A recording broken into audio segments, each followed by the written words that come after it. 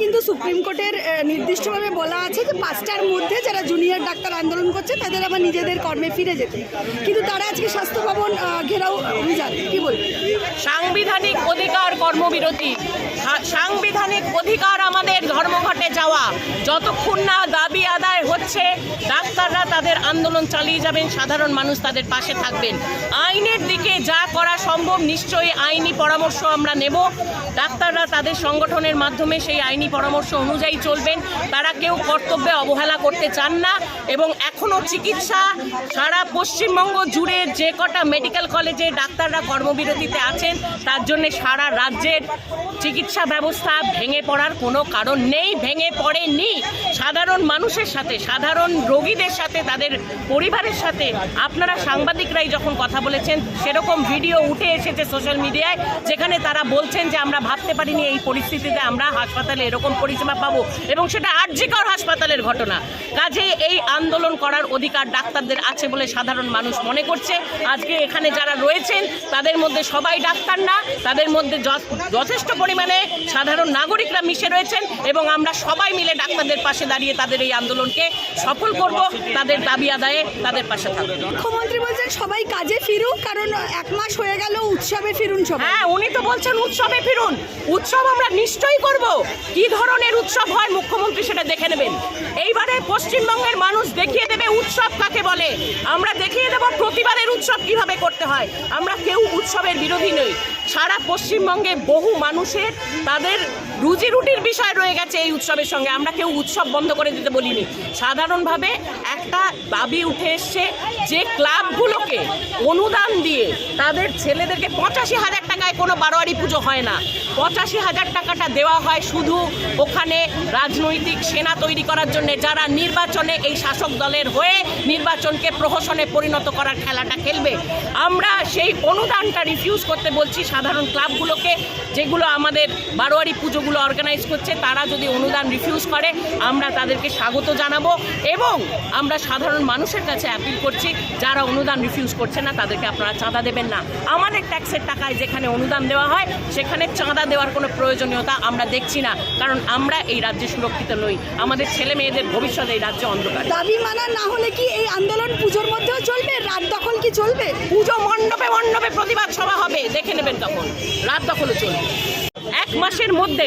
এটা এর আগের মাসগুলোয় ডাক্তাররা কর্মবিরতিতে যাওয়ার আগে এরকম ঘটনা ঘটেছে কিনা সেই খতিয়ান যদি ওনারা দেখাতে পারেন তাহলে আমরা মেনে নেব ডাক্তারদের জন্য হয়েছে। ডাক্তাররা, জুনিয়র ডাক্তাররা কাজ করেন শুধুমাত্র মেডিকেল কলেজগুলোয়। এত যে সাধারণ হসপিটাল রয়েছে, এত যে অন্যান্য হেলথ সেন্টার রয়েছে, সেগুলো কি আঙুল চুষছে? যে গ্রামীণ হাসপাতালগুলো রয়েছে, মহকুমা হাসপাতালগুলো রয়েছে, যেগুলো মেডিকেল কলেজের আওতায় পড়ে না, সেখানে জুনিয়র ডাক্তার নেই, কর্মবিরতির প্রশ্নই ওঠে না। তাহলে সেখানে কি হচ্ছে? সেখানে কোনো চিকিৎসা হচ্ছে না। কেন মিসলিড করা হচ্ছে মানুষকে? আমাদের এই যে 23 জন রোগীর মৃত্যুর খতিয়ান দেওয়া হয়েছে, আমরা কি সাধারণ সময় এইভাবে রোগী মৃত্যু দেখি না? সব মানুষকে ডাক্তাররা বাঁচাতে পারেন? হতে পারে না, সেটা হয় না। 1 মাসে সারা পশ্চিমবঙ্গে 23 জন রোগীর মৃত্যু হবে না, এটা একটা স্বাভাবিক কথা হচ্ছে। বিনা চিকিৎসায় মৃত্যু হয়নি। যে ঘটনাটা সোশ্যাল মিডিয়ায় তুলে আনা হয়েছিল, যেটাকে স্কেপগোট করার চেষ্টা করা হয়েছিল, পরিষ্কার যিনি ডাক্তার ওখানে চিকিৎসা করেছেন তিনি সোশ্যাল মিডিয়ায় বাইট দিয়েছেন আপনাদের সাংবাদিকদের কাছে যে ঘটনা সেটা নয়। আনঅ্যাটেন্ডেড পেশেন্ট পড়ে থাকেনি, তাকে বাঁচানো যায়নি। তার স্ক্যান করার সময় একটা অ্যাটাক হয়েছিল, তার জন্য তার মৃত্যু হয়েছিল। তাকে বাঁচানো হয়তো যায়নি, কিন্তু আনঅ্যাটেন্ডেড থাকার জন্য তার মৃত্যু। আজকে 5টার মধ্যে যেহেতু কর্মতে ফিরে যেতে বলেছে, সুপ্রিম কোর্টের একটা অর্ডার আছে এবং যদি না ফেরে রাজ্য কিছু পদক্ষেপ নিলে আমাদের হাতে থাকবে না, কালকে বলেছে সুপ্রিম কোর্ট থেকে। রাজ্য সরকার যদি আজকে যে ডাক্তারদের দাবি সেগুলো যদি মানা না হয়, যদি কোনো পদক্ষেপ নেয়, ধরুন লাঠি চার্জ বা আরো অন্য ধরনের কোনো পদক্ষেপ নেয়, সেই জায়গায় কি ডাক্তারদের পাশে আপনারা আছেন? আমরা প্রথম থেকেই আছি পাশে এবং আগামী দিনে থাকবো। যে কোনো রকমের বিপদ ওদের ওপর আসবে আমরা পাশে আছি, সব সময় জন্য পাশে আছি।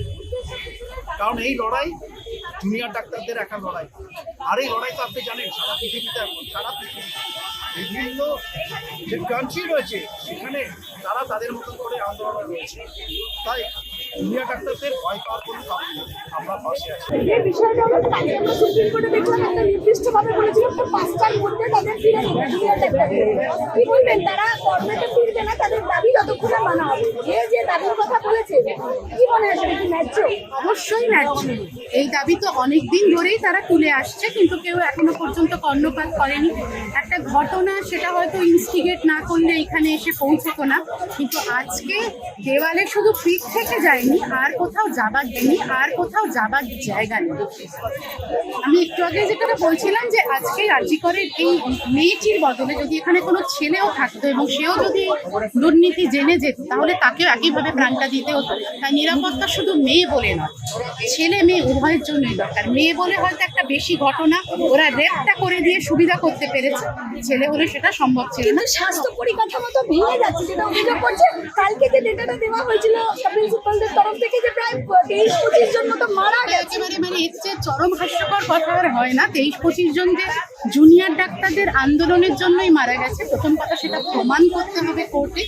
কারণ প্রতিদিন সরকারি হাসপাতালে অনেক রোগী মারা যান, যাদের মারা যাবার মতো অবস্থাতেই হয়তো আনা হয়েছে। আমি বলছিলাম এর আগের মাসে কতজন মারা গেছে, কারোর কাছে হিসেব আছে? তারা মারা গেলেন কেন? স্বাস্থ্য ব্যবস্থা যদি একদম ঠিকঠাক থাকে, তাহলে তো একজনেরও না সরকারি না বেসরকারি কোথাও মারা যাওয়ার কথা না। সবাই বেঁচে থাকবে, বছরের পর বছর, যুগের পর যুগ অমর থাকবে মানুষ।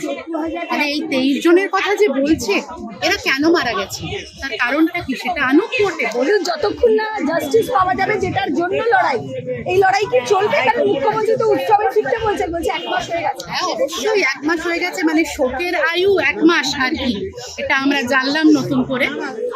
তো এবার ওনার যদি ইচ্ছা হয় উনি উৎসব করুন, ওনার সাঙ্গ পাঙ্গ চালা চামুন্ডাকে দিয়ে উনি উৎসব করুন, কিন্তু সাধারণ মানুষ, আমরা কারোর মা, কারো কেউ বাবা, ভাই বোন, দাদা দিদি, কারোর আমাদের উৎসবে মন নেই। হ্যাঁ, অবশ্যই এর সাথে বহুজনের রুজি রোজগার জড়িয়ে আছে, তারা তাদের প্রাপ্য থেকে যেন কোনোভাবে বঞ্চিত না হয়। যে ঢাকি ভাই প্রত্যেক বছর আসে, তার হাতে যেন টাকাটা তুলে দেওয়া হয়, সেটাই তার সারা বছরের রোজগার।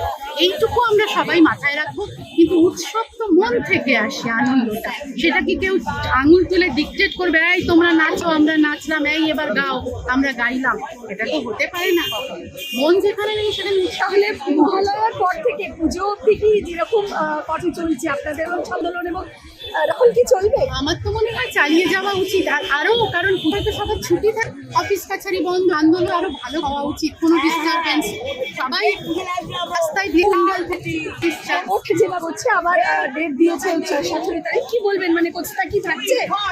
কথা বলতে খুব একটা কোর্টের যে দামাডোল, যে সিবিআই এর উপর আস্থা, এখন পূর্ণ আস্থা হতেও পারছি না। ওইটাকেই তো আমাদের শেষ করতে হবে, বলুন, যে সিস্টেমের মধ্যে যতক্ষণ না সে আসছে ওইভাবে জোর দিয়ে বলতে পারছি না, রাখছি এখনো, তবু কোথাও যেন মন